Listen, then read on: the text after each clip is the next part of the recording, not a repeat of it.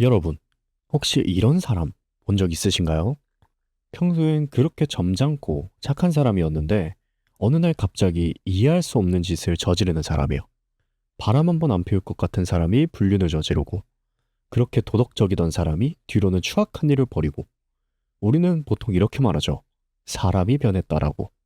근데 100년 전 한 심리학자는 정반대로 말했습니다. 그 사람은 변한 게 아니라고. 원래 그 안에 있던 진짜가 튀어나온 것뿐이라고요.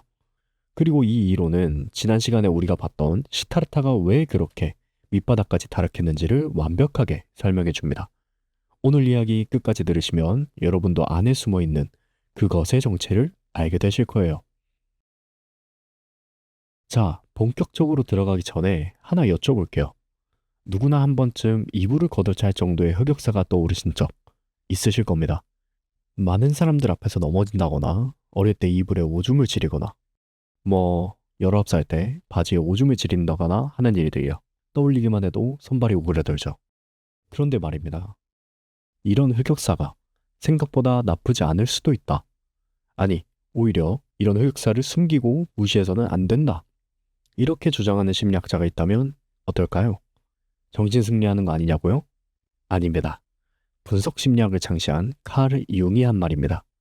오늘은 이 카르 융의 그림자 통합이라는 개념으로 지난 시간 시타르타의 그 이해 안 되던 장면을 완전히 다르게 보는 시간을 가져볼게요. 지난 시간 우리는 시타르타를 읽으면서 좀 이상한 장면을 봤었죠. 아, 혹시 아직 안 보신 분들은 여길 눌러서 보고 와주시면 감사하겠습니다. 안 보셔도 오늘 내용은 이해되게 설명드릴게요. 시타르타가 도시로 들어가서 방탕하게 생활하고 돈을 펑펑 쓰면서 완전히 타락했던 그 장면이요. 그 장면을 보면서 저를 포함한 많은 분들이 이렇게 생각하셨을 겁니다. 아니, 절대적인 진리를 얻겠다던 주인공이 대체 왜 저러지? 친구 고빈다한테는 깨달음을 누구한테 배워서 얻는 게 아니라고 그렇게 잘난 척을 했으면서 부처님을 직접 만나고도 제자가 되는 걸 거절했으면서 왜 이렇게 밑바닥까지 타락한 거지? 저도 그랬고 이해 안 되신 분들 정말 많으셨을 거라고 생각해요. 그런데 여기서 한 장면을 더 떠올려 보세요. 나중에 시타르타가 다시 고빈다를 만났을 때 뭐라고 했는지 기억나시나요?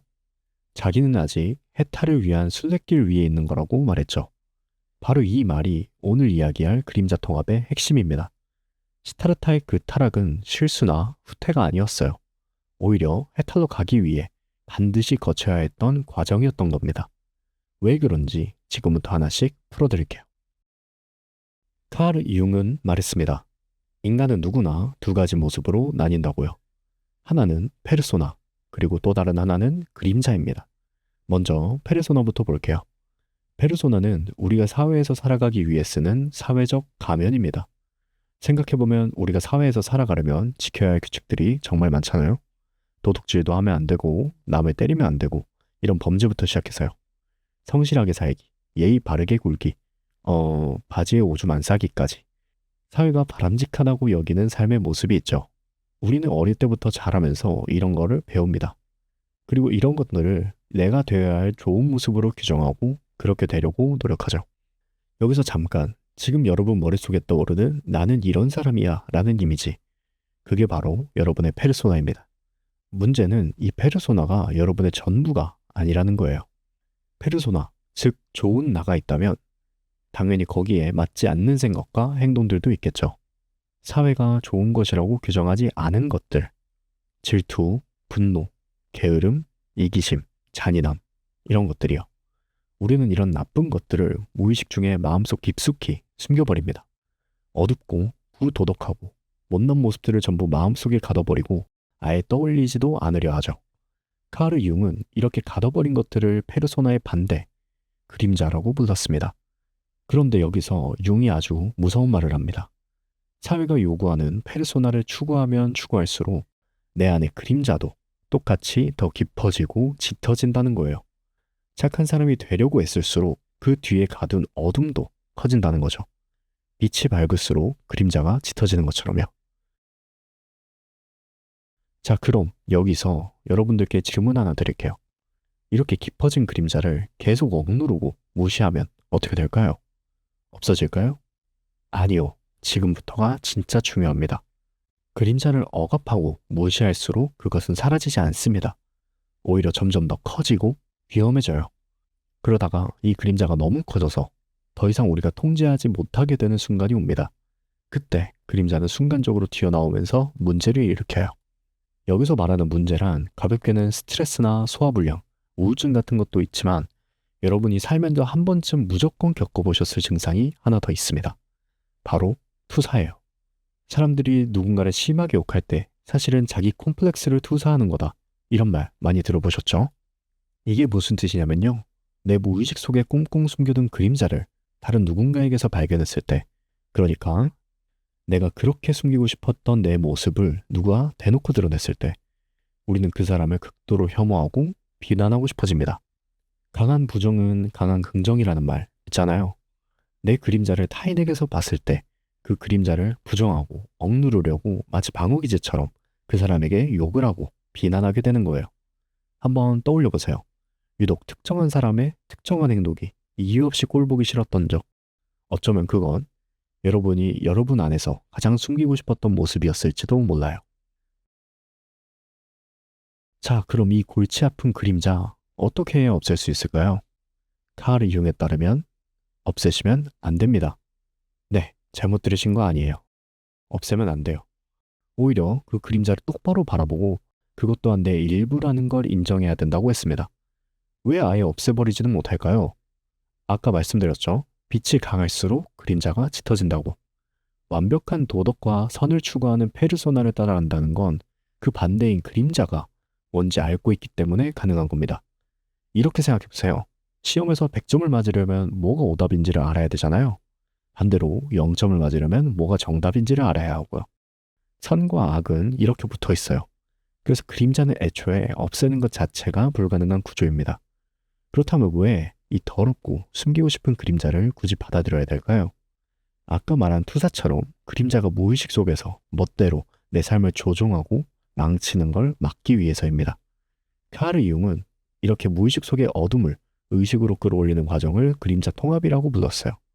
내 안의 찌질함, 잔인함, 이기심을 회피하지 않고 두 눈으로 똑바로 쳐다보는 겁니다. 물론 우리가 인간인 이상 내 무의식의 그림자를 100% 완벽하게 파악하고 통합하는 건 사실상 불가능에 가깝습니다. 그런데 완벽해질 수 없다고 해서 포기해야 될까요? 융은 이렇게 봤어요. 사회가 칭찬하는 결점 하나 없이 완벽한 사람이 되는 것보다 내 안의 선과 악, 빛과 그림자를 모두 인정하고 끌어안는 온전한 사람이 되는 것. 그게 진짜로 추구해야 할 건강한 삶이라고요. 여기서 오해하시면 안 되는 게 있어요. 이건 그냥 내 흑역사도 다 내 모습이지 하면서 대충 정신승리나 하라는 말이 절대 아닙니다. 카르 융은 이렇게 빛과 어둠, 페르소나와 그림자를 모두 끌어안고 하나로 합치는 과정을 개성화라고 불렀는데요. 이게 바로 인간이 도달할 수 있는 가장 궁극적인 심리적 발달의 목표, 즉 진정한 나 자신이 되는 유일한 길이라고 봤습니다. 내 안의 어둠을 평생 모르는 척하며 덜덜 떠는 착한 아이로 살 바에는 내 안의 그림자를 똑바로 마주하고 통제할 줄 아는 온전한 사람이 되는 게 진짜 완성이라는 거죠. 자, 그럼 이제 다시 소설 시타르타로 돌아가 볼까요? 이제 아까 그 이해 안 되던 장면이 완전히 다르게 보이실 겁니다. 시타르타가 도시에서 돈과 쾌락에 찌들어 방탕하게 살았던 그 시기, 그게 바로 시타르타가 자신의 그림자를 온몸으로 겪어내는 과정이었습니다. 고결하고 오만한 수행자라는 페르소나, 그 껍데기를 벗어던지고 인간의 가장 밑바닥에 있는 추악한 욕망을 직접 마주한 거죠. 그러니까 그건 후퇴가 아니라 통합의 과정이었던 거예요. 그리고 결국 시타르타는 깨닫습니다. 그 더럽고 타락한 모습조차도 결국 자신의 일부였다는 걸 온전히 받아들일 때 비로소 진정한 진료와 해탈을 다할 수 있다는 걸요. 해탈의 비밀은 깨끗함만 쫓는데 있지 않았어요. 진흙탕 같은 어둠까지 끌어안는 그 온전함이 있었던 겁니다. 기억나세요? 시타르타가 고빈다한테 했던 그 말. 나는 아직 순례길 위에 있다. 그 순례길이 바로 자기 그림자를 통합해 나가는 길이었던 거죠. 그런데 여기서 소름 돋는 사실이 하나 있습니다. 시타르타를 쓴 헤르만 헤세가 소설 속에 이런 깨달음을 녹여낸 게 우연이 아니라는 거예요.